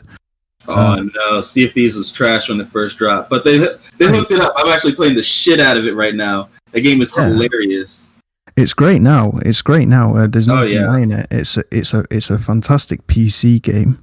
Now, it's not so great on Xbox because you're playing against PC players, and they I still chop them up. I mean, as long as you got a good squad and they're like doing everything right, I mean, you'll be all right. But yeah, there are a few PC people. If they're a squad and they're doing everything right, it's not too much you can do about it. Yeah. Whereas PS Plus, it complements PlayStation, but it doesn't take away from first party exclusives, because like you were saying, if they make PS Now like a service where loads of backwards compatible games you can play on the PS5, and with the Wi-Fi 6 input, you're going to be able to stream PS3 and PS2 games really easy without any latency and lag issues, because Wi-Fi 6 is going to really make a difference with the internet connection speed.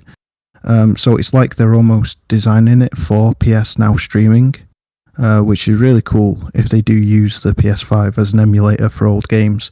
But if they stick PS4 games natively on PS Plus and some on PS Now, then they'll have two great services. You can fork out extra cash for PS Now, benefit and enjoy it, but it's not the dominant feature that they're pushing out and forcing down our throats. You know what I mean? Yep. That's a great take, Wooly. And I agree with you 100%. We've still yet to see what they're going to do with PlayStation Now. I think today's news was about the price, which actually is a great segue to our next topic. But I'm sure we will hear soon about what they're planning to do with PlayStation Now, and hopefully, some of what we said rings true. So I want to get to the hot topic, the main reason they had this event today. Yeah, we saw some cool games. We saw some gameplay, but let's talk about this price. So we have the PlayStation PlayStation 5 Digital Edition coming in at a whopping $399 US, and the disc version, the one I bought today, at $499. As you know, on this podcast, we've definitely had our prediction in past episodes. Oh damn! The fuck was that? Yeah, I'm glad it wasn't just me. Jesus! I got bad. it was you. Why you said that? All right, I'm sorry. I literally boxed the shit out of my mic. I was so excited. I'm glad it wasn't me fucking up today. Oh shit. Okay, sorry about that. So yeah, this is a breaking news. I mean, personally, like I said, we've talked about this on previous episodes. My prediction was at the lowest $449 for the digital, and I was like, if Xbox comes out at $299, that's going to be bad news, because $150 price gap. That's hard, right? But they went ahead and brought down the digital edition to $399, which, come on, consumers, you put that 3 in front of there, and they're not thinking it's $400. In their head, it's $399. And in terms of how that compares with the Series S, which is $100 less, if there was a $150 difference, I do think that would definitely greatly benefit the Xbox. But at only $100 more, I think PlayStation has a great case on why you would get a PlayStation 5 all digital over a Series S. Because if you're a hardcore gamer, you're going to go with the Series X if that's your preference. But whether you are PlayStation or Xbox, I mean, the all digital is a great sell, right? Let's say you were last gen, you didn't pick up too many Blu-ray disc, games. Well, great. I mean, you have a system for you, right? Or if you're coming over from another console, let's say Xbox, you don't have any discs, so you might want to start off at a cheaper price point. Boom, you have it. It's only $100 more than a system that can't even play the high-end versions of this current generation. And what I'm talking about is the Series S cannot play the Xbox One X enhanced version of the games, which is very tough, considering that it's, we know it's a 1440p box, but it's weird. Yeah, I feel like Well- the fact that it's a 1440p box makes it not next gen, right? It's still somewhere in between. It's like Exactly. yeah, as an SSD, but it's Stuck. still doing 2K. Stuck in puberty. Yeah, Yeah. really. The concern is with backwards compatibility. They say that it's mostly to do with the RAM Yes. and the high resolution textures. But you know, my worry is, will they have 4K textures and high resolution textures on the Xbox Series S on next gen games or on their respective current gen games? I really hope so, because resolution is not as important as textures, in my opinion. Because if you go up to a texture is basically a picture within a picture. Yeah, your screen is your picture, and the texture in the game is a picture within your screen. And if you go up to that texture, it gets bigger and bigger and bigger and bigger. Now, the closer you get, the lower the resolution appears, and the lower the quality, unless it's a 4K texture or an 8K texture. I really hope for its sake, for the console's sake, that the RAM isn't too low to be able to use 4K and 8K textures, because games will look terrible if it doesn't. Yeah. Agreed. Trip, being the resident Xbox guy, along with Puss, how do you feel about this price point? I know you did predict this. You know, we would have the all digital at 400. What do you think this $100 difference means in terms of what gamers are going to be looking for? I mean, this is, to me, this is the I can definitely see gamers, hardcore gamers, going more towards the 400. But mommy and daddy see that 299, and that's what they're gonna grab. Because at the end of the day, it's what the kids want, That's true. and the parents are like, oh, we're gonna get you a next gen, but it's gonna be the one we want to get you because it's most affordable, and they're gonna run towards that 299. Okay. Yeah, I mean, I But gamers will know the difference, and I'm sad to say, yeah, the gamers will go to the digital copy just because $100 cheaper plus it's next gen. But the families are gonna go for the cheap box. Yeah. Yeah, I mean, we'll really have to wait and see after, Q1 to see how these things sell. Brian Altano tweeted out today. He was getting a lot of Twitter hate because he said, like, with, the current prices shown, that, that's pretty much it. Like, PlayStation's going to win the next generation in terms of console sales. He was getting a lot of hate, and he's like, all right, well, let's check out the sales between the Series S and the all-digital PS5. Let's check this out in 6 months and revisit it. So that was a pretty ballsy statement coming from him. So yeah, that was an interesting take on it. Cool Hand, what's your view on this? My take is simple, man. Hold on, yo. PlayStation Hop definitely. right back in. Sorry, you're botting like crazy. In the meantime, Hello, yeah, you hear me? Am I good? Nah, not at all. Sound. What does this sound like? you're botting, man. You're botting. You stuck on slow mo, Really, bro. I'm botting. Sound like Mike Jones. Who? Mike Mike, Jones. Who? Man, bro, That's not what he's saying, though.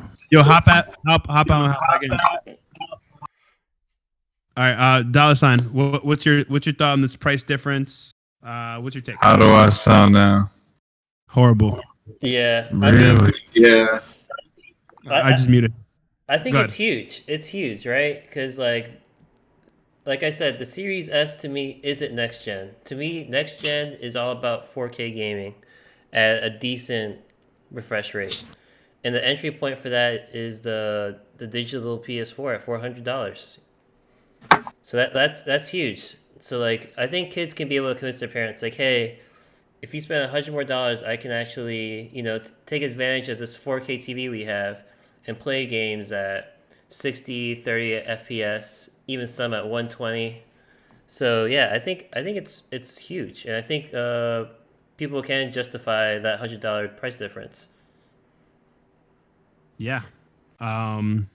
do you think? Where do you think the gaming community in general will be pivoting towards this next generation, considering how their prices are? I mean, because I think specs alone, like specs are great, right? But when we first, if we want to bring it back to, generation 5 or 6, people weren't really buying consoles based on the specs, right? I mean, almost every time the PlayStation came out, there was a console more powerful than it, right? But Yeah, what sells consoles are the games, right?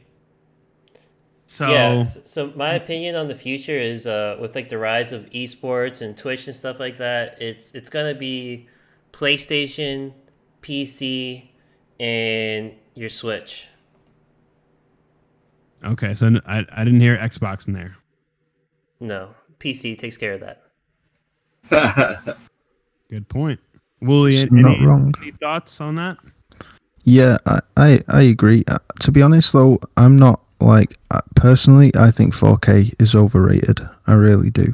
I think Quad HD is the sweet spot. Unless you've got a screen that's 40 inches or bigger, which I do, but for a TV to be 40 inches or bigger, usually they're at 60 hertz.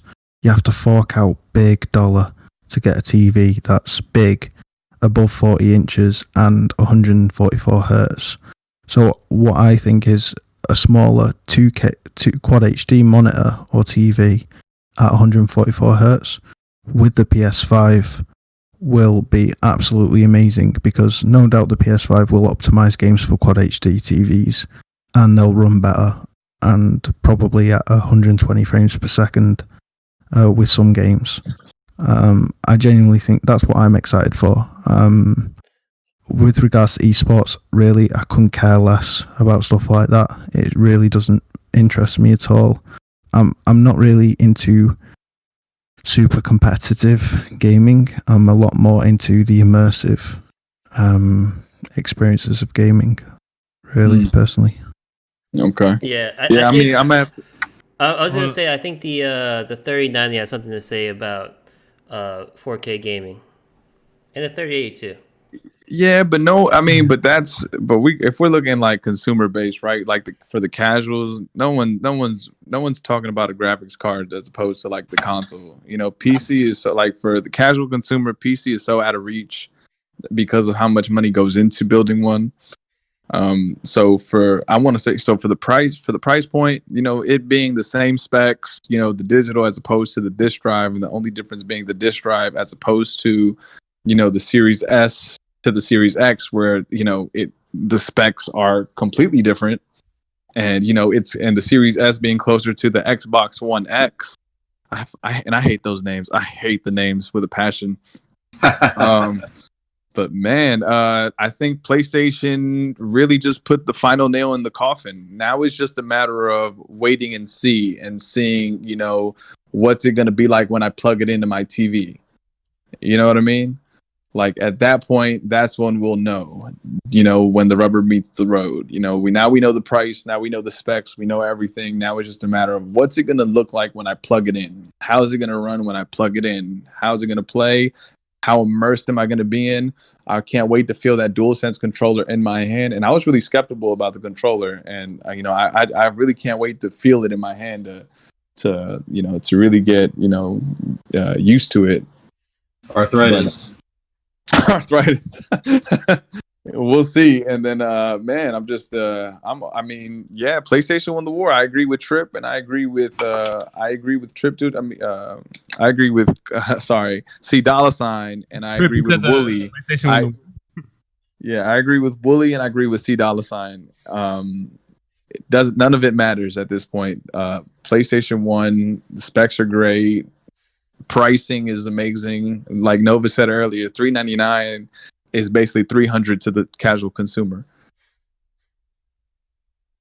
Yeah, I mean it's stupid motherfuckers, maybe. You gotta. It's this is my victory lap now. Trip. I think that when these even parents, when they're at the retailers, and we got to talk about mindshare for a moment. Right now, PlayStation has all the mindshare. So what they're trying to do with, even with the price points and everything, the games, they're trying to remain in that in that they're trying to keep that mind share by being aggressive with pricing. And we all seen what it was like for the 360 generation where Xbox had all the mind share, and they had all the exclusive titles, they had the marketing deals, and it looks like Phil Spencer's, taking the brand. He threw that shit away. Definitely, and it's not as competitive. Like he said, he's competing with the Amazons and the Googles. And we all see how Stadia's working out for Google and Amazon. I mean, I know they have some game studios, but they've yet to do anything real hardware wise or streaming wise. So that's yet to be seen. But this is a really exciting day in gaming, I feel. And this, what we're seeing now may, form the narrative of what comes in the near future. So we all got our PlayStation 5s locked in. Trip. Oh, I also wanted to mention something about the price point. So not only did PlayStation respond very well on the price, they also beat Xbox to the punch when it comes to being able to pre-order. I mean, shit. The prices for the Xbox were released last week, and I think you can start to pre-order on the 22nd. But Sony beat them to the punch while dropping their price later. It's crazy. Sold out already. Down goes Frazier. Down goes Frazier. So it's been a very interesting day, week, month in gaming, and I'm excited to see where the generation takes us. Yeah. But on that note, we've hit our 2-hour mark. It's been an amazing show. We covered a lot of great topics. We had our amazing guest, Wooly Gamer. Everybody go follow him at actually I'll give you your shot right now. Wooly Gamer, tell them what you've been playing recently and where they can find. Yeah, I've been playing Outer Worlds on PC, and I've been playing a lot of Uncharted 4 online multiplayer and factions multiplayer on PS4. Sorry I'm whispering, it's quite late here in the UK. But yeah, you can find me on Twitter, Wooly_gaming. Not Wooly Gamer, Wooly_gaming. But obviously I'm called Wooly Gamer on it. Wooly Gamer was taken for some random reason. But yeah, thank you so much for having me on the show, man. I'm extremely grateful, and I've loved every second discussing this with you tonight. It has been a very, very special night in gaming. Appreciate it, and we'll definitely have you on again. You were great to have on. Yeah, my mic will be better next time. Yeah, mate, I love the entertainment. Cool Hand, you sounded funny, bro. You sounded like a Dalek on weed. I'm sorry, man. It was. Mate, got a Dalek stone. That's what you sound like. I love it. My mic will be better next time. It'll be. I'm sorry. Don't apologize. I found it really funny. It's been entertaining. I appreciate it. I'm glad I was the comic relief in this today. And just want to say, Trip, you have some serious perseverance and stamina, bro, to deal with all these L's. Bro, don't you worry. It's all good. You handle it with class, bro. I know. Yo, stubborn is the word, honestly. But he's cool with it, bro. He's cool with it. I like it. Nah, I do my best. We love having Trip on, man. He makes the show what it is, I feel. Cool Hand, what are you playing right now, and where can they find you? Yo, I am currently playing Ghost of Tsushima in Akira Kurosawa mode right now on Lethal. The only way to do it. Shout out Akira Kurosawa, one of my favorite directors. Man, y'all can find me at Cool Hand Cruise on Twitter, on Instagram, and on YouTube. I'm currently working on trying to get my stream set up, but I'm currently in the beta phase. As you can see, my mic is garbage today. Sorry for the technical difficulties, man. Was working. Usually we do this on Thursday. Today was a special occasion. And yeah. All right, cool. And we'll definitely catch you guys next week at the same at Thursday regular time. Trip, what are you playing right now, and where can they find you? I'm playing Sea of Thieves right now on the box. I Trip 2. come at me. I'll sink your shit. They can find me at iTrip. Fuck. Is it iTrip 2 underscore now, right? Yeah. iTrip _2 on Twitter. Boom. There it is. I look at that shit now too. Yeah, man. Good. I want you start tweeting more, man. I want you to actually I'll tell you after the show. But yeah, who's next? Oh yeah, C $. What are you playing right now? Where can they find you? Yeah, so I just platinum Ghost of Tsushima. It was Sick. a great time. Throughout the rest of the game, I was playing with the Sly Cooper cosplay because right now I got back into Sly Cooper 2. He just got to the second world. I'm having so much fun playing. It's very nostalgic. And to cut it up, I also play Destiny 2 and a ton of Fortnite. Sounds good. Oh yeah, they can All right. find me on SoundCloud. Oh yeah. Oh yeah. C_$. All right. What's your Twitter again? Sorry, Dollar. My Twitter, it's C Guerrero, GUERERRO. Yeah, I can send it to you, Wooly. Yeah, thank you. Oh, I've got it. The Architect. Yeah. Yeah, very Seth Already Rollins. following you. Yep. There you go. He's a very Seth Rollins like character. Yeah, it's actually homage to the Flatbush Zombies. Their producer, Eric Elliott, the architect. iTrip, sorry mate. iTrip, your Twitter. Oh. Actually, what's yours? I was about to ask you right now. Wooly. It's not Wooly Gamer. You said it's Wooly. Or gaming. Gaming. There we go. Wooly, I sent out the tweet that you're on. It has everyone tagged on there. No, what the fuck? Here we go. Come on. Oh, he sent something out? Yeah. Wooly, just the tweet I just sent out, it has everyone on there. I'm But hey, already guys- following you guys. All of you.